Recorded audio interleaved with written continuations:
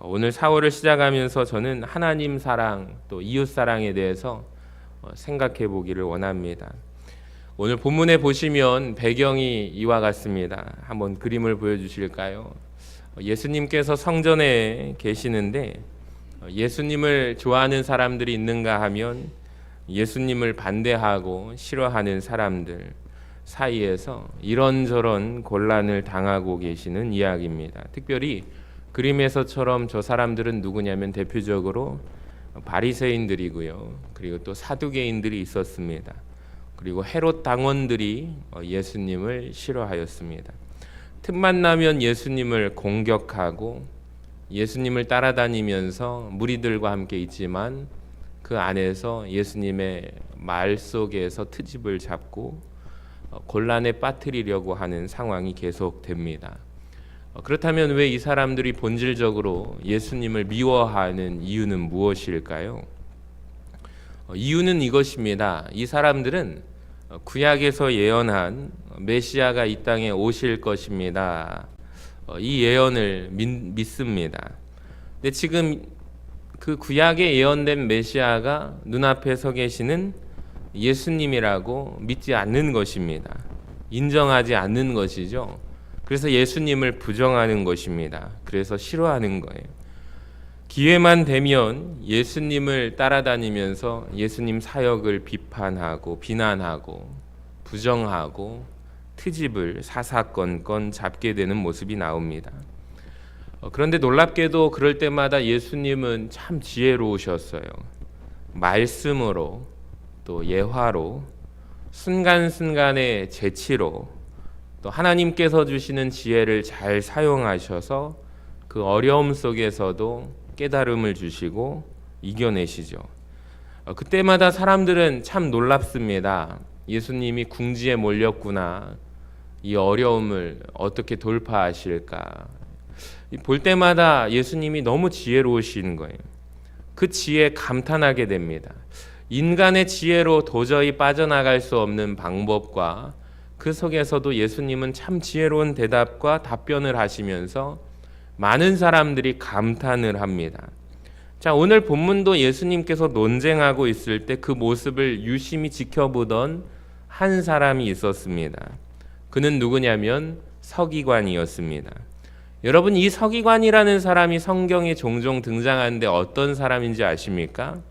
서기관은 성경을 필사하는 자입니다. 그러니까 여러분 성경 필사 해보시면 어떻죠? 성경을 그대로 한 단어, 낱말 토시 하나하나를 다 기록해야 하는 수고가 있습니다. 어렵고 힘든 일이죠. 그러니까 성경을 글로 써서 옮기는 작업을 하던 그 일을 하는 사람이 서기관들이었습니다. 정확하게 말씀드리면 이 서기관은 성경을 해석할 수 있는 사람은 아니라는 것을 말씀드립니다. 성경을 필사하기 때문에 그저 기록하는 사람들이 서기관들이에요. 근데 사람들이 서기관들을 보면서 오해하는 것이 하나가 뭐냐면 하루 종일 성경을 필사하는 모습을 보면서 성경에 대해서 해박한 지식을 가지고 있고 해석할 수 있다고 사람들이 착각합니다. 오해합니다. 그래서 서기관들에게 늘 질문을 하죠. 하나님의 뜻에 대해서 또 성경의 의미에 대해서 여러 가지 생각날 때마다 서기관들에게 질문하곤 했습니다. 우리도 마찬가지입니다. 사람들이 성경을 함께 말씀을 나눌 때 특히 리더들이 오해하는 부분이 뭐냐면 내가 대답을 해줘야 한다라는 사명감을 가지고 있어요.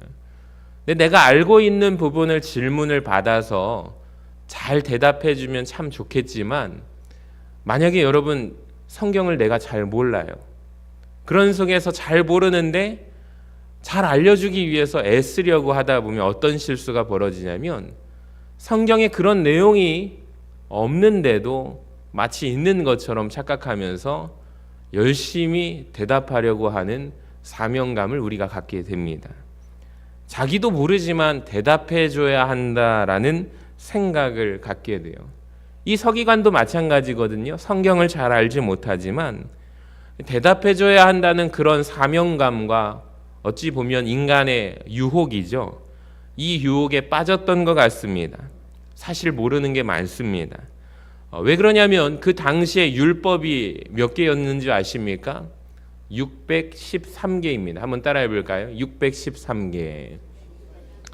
예, 앞에 보시면 구약에서 하나님의 말씀 율법은 하나님께서 주신 모세 오경을 통해 주신 말씀이고 법입니다. 그 가운데 수많은 613개의 계명, 조항들, 율법이 있는데 다 지켜야 되죠. 하나님께서 주셨기 때문에.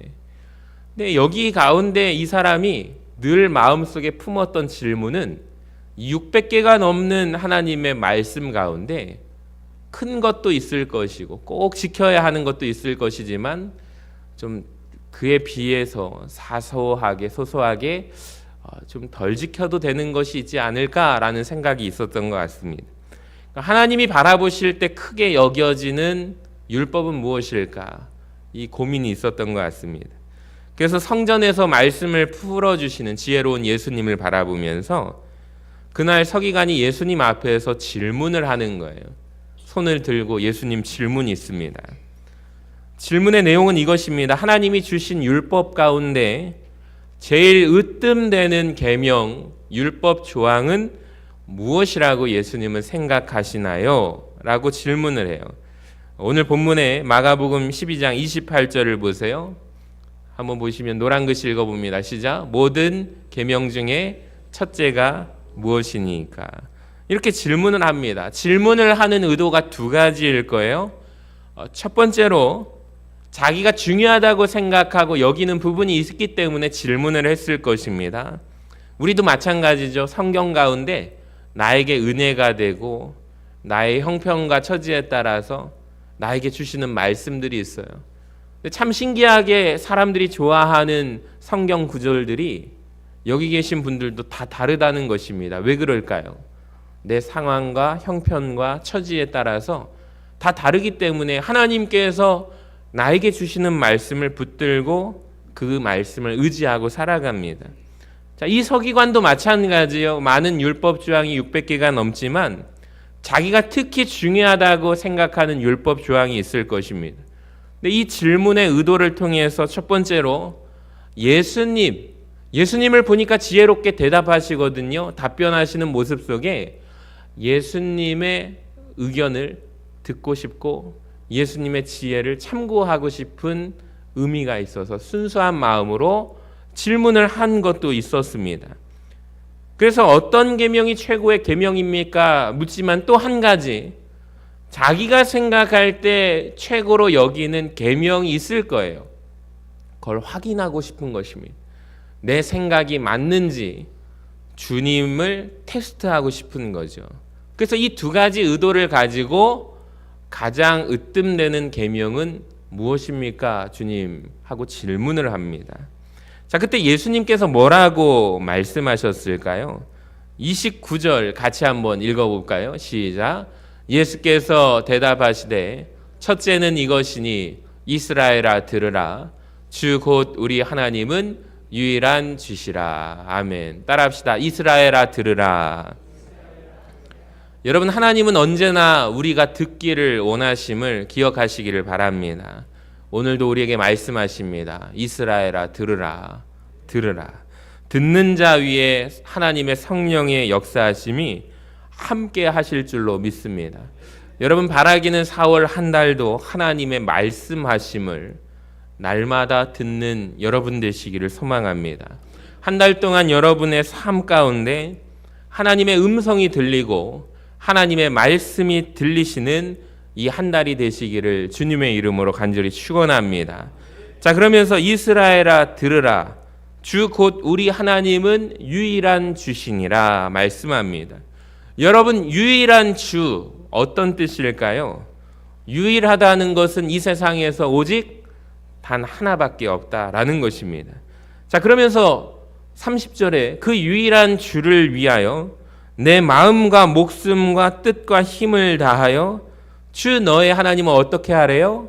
사랑하라 말씀합니다. 그러니까 마음과 목숨과 뜻과 힘은요, 그러니까 그러니까 우리에게 주어진 힘과 능력으로 하나님을 사랑하라라는 거예요. 여러분 실제로 각자가요, 사람 개개인마다 하나님이 주신 힘과 능력이 같을까요? 다릅니다. 얼마 전에 우리 성전 리모델링을 하면서 제일 관건이 뭐냐면 저 가마솥을 누가 들 것인가, 저 피아노를 누가 들 것인가. 제가 참 궁금했는데 보니까 하나님 앞에 기도했습니다. 하나님, 피아노 어떻게 옮겨야 할까요? 계단으로 층을 냈는데 이게 번쩍 들어야 되는데 어떻게 해야 될까요? 기도하면서 하나님이 삼손 같은 일꾼들을 보내주셨습니다. 할렐루야. 아멘 좀 하시기를 바랍니다. 정말 제가 너무 감사했다니까요. 만약에 여러분 힘이 부족한 분들을 보내주셨다면 10명이 들어도 가마솥 옮기지 못했을 거예요. 잠깐 들었다가 놨을 수는 있겠죠. 근데 이게 비율이 안 맞으면 옮기는 것은 꿈도 못 꿨을 겁니다. 아마 옮기다가 다칠 수도 있잖아요. 하나님께서 보내주신 분들을 보니까 진짜 번쩍 들어가지고 밖에 내놨다가 또 이리저리 옮겼다가 또 보니까 어느새 쏙 들어가 있어요. 제가 그걸 보면서 참 너무 감탄했다니까요. 하나님 감사합니다. 한 분도 안 다치게 잘 인도해 주셔서 옮겨 주셔서 감사합니다. 제가 보면서 느낀 게 있어요. 하나님이 저마다 우리에게 주신 힘과 능력이 다 다르다는 것입니다. 그러니까 하나님께서 각 개개인마다 주시는 능력과 달란트와 재능이 다 똑같지 않습니다. 다 달라요. 그러니까 어떤 사람에게는 물질의 축복을 주셔서 그분은 물질로 하나님을 사랑해요. 섬겨요. 또 어떤 분은 자기가 가지고 있는 힘과 능력으로 하나님을 사랑해요. 또 공부를 많이 하신 분은 그 자신의 학문과 전문성과 지식을 가지고 하나님을 사랑해요. 예전에 있었던 어떤 교회는 대학 교수님이신데 얼마나 바빠요. 시간을 내 가지고 토요일에 정중하게 부탁하시는 거예요. 전도사님, 중고등부 학생들을 좀 수학을 가르쳐줘도 될까요? 또 어떤 분은 영어를 좀 가르쳐줘도 될까요? 너무 좋죠. 그랬더니 막 애들이 몰립니다. 대신 조건을 달았습니다. 예배를 드려야 하고 우리 교회 학생이어야 합니다. 그랬더니 이게 소문이 나가지고 너무나도 잘 돼서 교회에 공부방을 하나 만들어줬더니 웃긴 게 뭔지 아세요? 토요일 날은 애들이 막 몇십 명이 나오는데 주일 예배에도 그만큼 나왔으면 좋겠는데 보니까 그 무료로 가르쳐 준다더라 소문이 나가지고 한 달에 이렇게 한 번씩 나오는 친구들도 그렇게 했던 기억이 납니다. 그렇게 섬겨요. 또 어떤 청년들을 그 학생들을 돌봐주고 또 아이들을 봐주고 그런 교회도 있다고 하더라고요. 자기가 가지고 있는 전문성과 지식을 가지고 하나님을 사랑해요. 근데 나는 가진 것도 없고 배운 것도 없어요.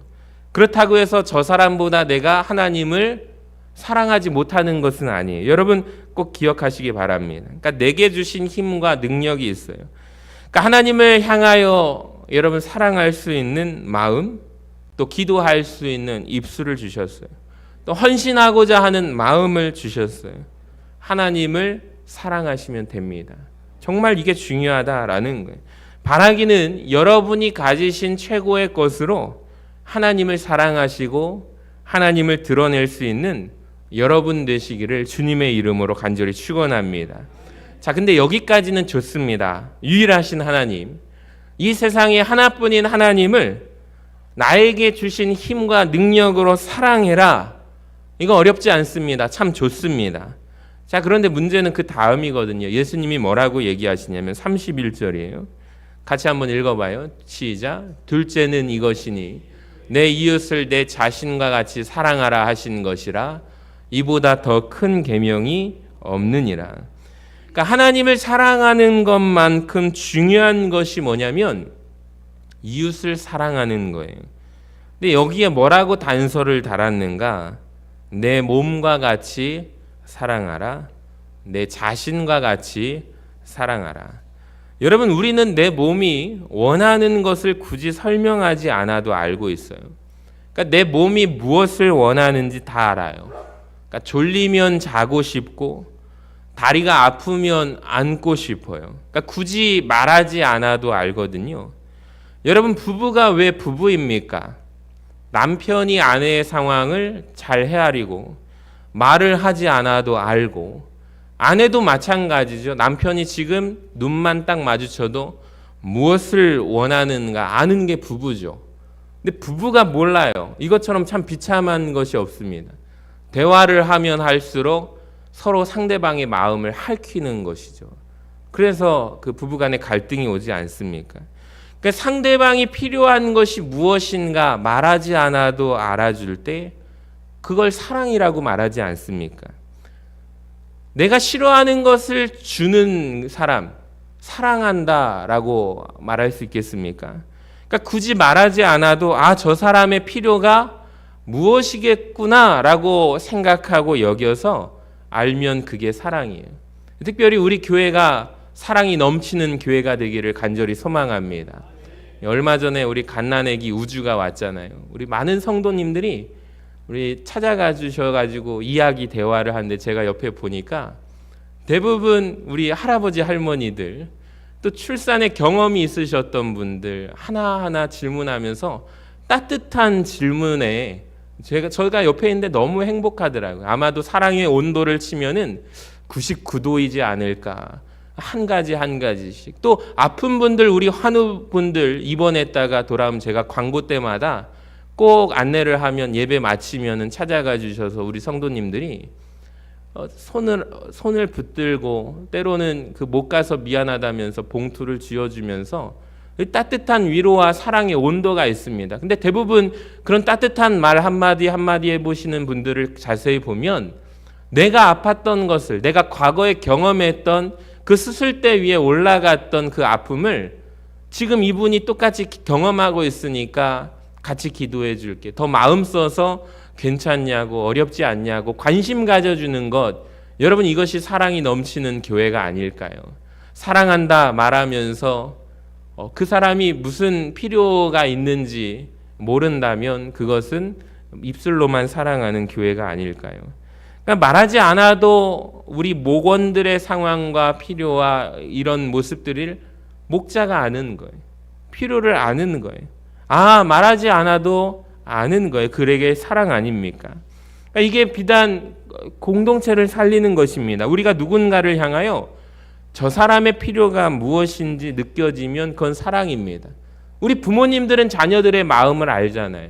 그래서 자녀들이 학교 갈 때 옛날에 얘야 뭐 챙겨가라 하면서 현관 앞까지 나갈 때 물을 갖다가 떠주고 그렇게 버선발로 막 부모님이 앞에 사랑하는 그 사랑이 내리사랑 아닙니까? 서로가 말하지 않아도 아는 것이죠.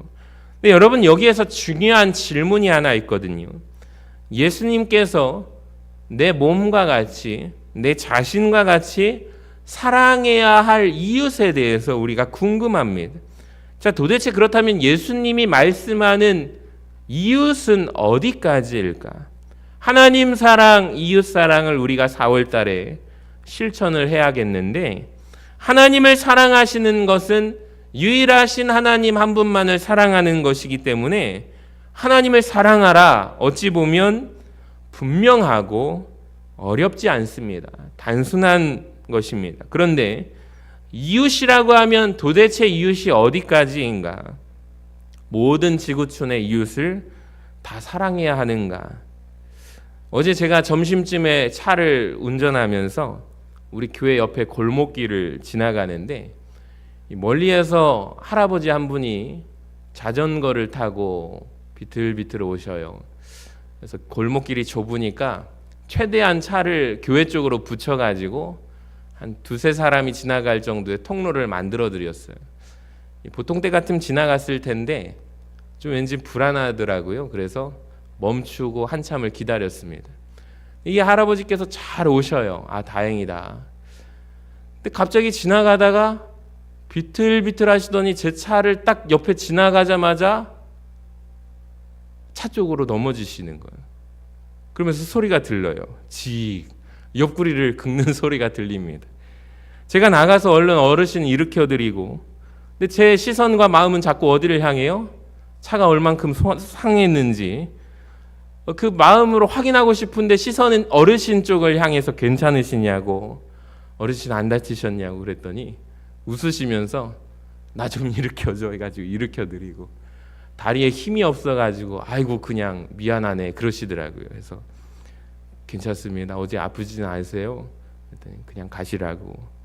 괜찮으세요? 그랬더니 미안하니까 어르신도 하하하 알겠다고 하면서 지나가셨어요. 하필이면 이제 월상 말씀을 준비하는데 오늘 말씀 제목이 뭐죠? 하나님 사랑, 이웃 사랑이에요. 하나님 아주 타이밍이 기가 막히십니다. 제가 이런 생각이 들었습니다. 이웃을 사랑하라 라고 했는데 말씀을 묵상하면서 도대체 내가 사랑해야 할 이웃이 어디까지일까? 누구인가? 불분명하잖아요. 자, 구약에서는 여러분 이웃이라는 개념을 이스라엘 사람들 그리고 그 이스라엘 땅에 거주하는 이방인들, 외국인들까지 율법에서는 그들을 사랑하라라고 정의를 합니다. 그러니까 내 나라, 내 민족의, 내 땅에 사는 사람을 말합니다.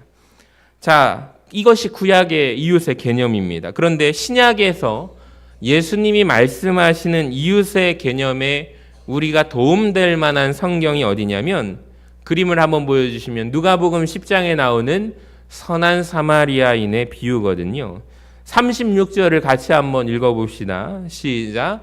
내 생각에는 이 세 사람 중에 누가 강도 만난 자의 이웃이 되겠느냐? 이르되 자비를 베푼 자니이다. 예수께서 이르시되 가서 너도 이와 같이 하라 하시니라. 아멘. 신약에서 예수님이 말씀하시는 이웃의 개념이 어디예요? 너의 눈에, 너의 귓가에 도움이 필요하다라고 보여지거나 들려지는 모든 사람들을 예수님은 이웃이라고 정의하셨습니다. 그러니까 특별히 나하고 안면을 터서 관계를 맺고 그래야 이웃이 아니라 내 귀에, 내 눈에 보여지고 들릴 때 예수님이 말씀하신 우리의 이웃의 개념이라는 거죠. 완전히 다르죠. 예수님께서 성경에서 가장 중요하게 말씀하시는 계명이 뭐냐면 바로 그 이웃, 내 마음속에 느껴지는 공감되는 그 이웃을 사랑하는 것, 그것이 하나님을 사랑하는 것과 똑같은 것이다 라는 거예요. 사랑하는 여러분, 우리는 하나님을 사랑하는 사람들인 줄로 믿습니다. 하나님을 사랑하시기를 바랍니다. 그런데 그 하나님을 사랑하는 행위가 이 땅에 살아가는 동안 내 마음속에 공감되어지는, 내 눈에 보여지고 내 귓가에 들려지는 아픔을 느끼는 그 이웃들을 향하여 내 위로와 사랑과 선행을 베푸는 것입니다. 그것이 하나님을 사랑하는 길이라는 거예요. 여러분, 이 사실을 잊지 마시고 이 4월 한 달 여러분 눈에 보여지는 이웃들을 사랑하시기를 바랍니다. 여러분 귀에 들려지는 이웃의 아픔을 아시고 여러분 함께 사랑하시기를 바랍니다. 이번 한 달은 정말 여러분 바라기는 내가 하나님만 사랑하기 위해서 교회만 오는 사람이 아니라 여러분이 살아가는 삶의 자리 살피셔서 그곳이 바로 성전이 되고 그곳이 제단이 되어 여러분 그런 한 달이 되시기를 주님의 이름으로 간절히 축원합니다. 특별히 우리 교회 앞에가 마을 사람들이, 서신동 분들이 지어주기를 별명을 지어주었어요. 벚꽃 맛집이래요. 저도 몰랐는데 기가 막힌 것 같아요. 그래서 가끔 낮에 보면은 많은 분들이 와가지고 사진을 찍고 이렇게 가더라고요. 종탑 옆에 있는 벚꽃이 특히 너무 흐드러지게 피면 예쁩니다. 꽃이 하나씩 하나씩 피어가고 있습니다. 제가 느낀 게 봄이 오는구나. 항상 부활절을 전후로 꽃이 떨어지기도 하고 초록색 새잎이 나는 것을 항상 눈으로 봅니다. 여러분, 우리 마음에도 바라기는 여러분 봄이 오시기를 바랍니다. 이웃을 사랑하는 사랑의 꽃들이 예수 살림의 꽃을 피워내는 귀한 4월 한 달이 되시기를 주님의 이름으로 간절히 축원합니다.